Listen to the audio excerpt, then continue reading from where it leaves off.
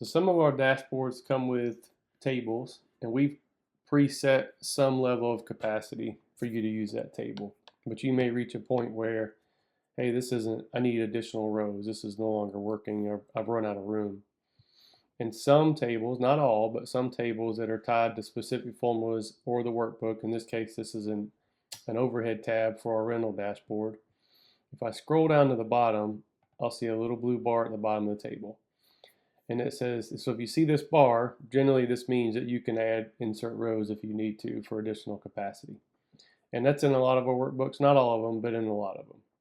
And it says to add rows, insert rows, two rows above this row. And I know that's kind of a mouthful, but what that means is, if I go up to the top as an example, this formula is looking at averaging all the different costs in this row, or in this table. So if I insert rows in the wrong spot, this formula is not going to grab it all. So how that will work if I want to do it the right way, so let's say I just pick a bunch of empty rows. So you're looking for, you want to copy blank rows.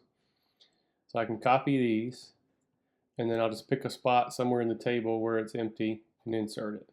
As long as I'm 2 rows above here. So as long, I can even go all the way down to, actually I like to be a little more comfortable. So we'll go a few rows up. I'll just insert them right here.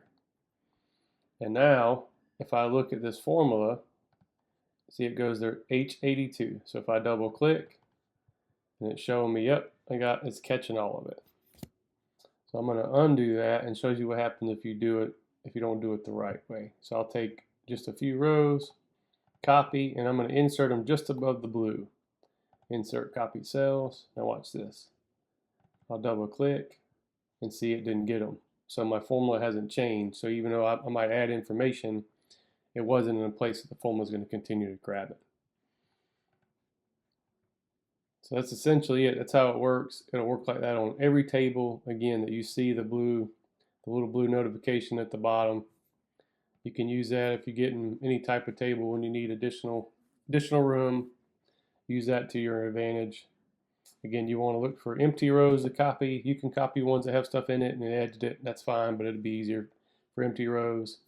And you don't want to highlight just the table. You want to highlight the entire row. So use the left part of the Excel workbook or the Excel tools and your row numbers over here on the far left. But that's it.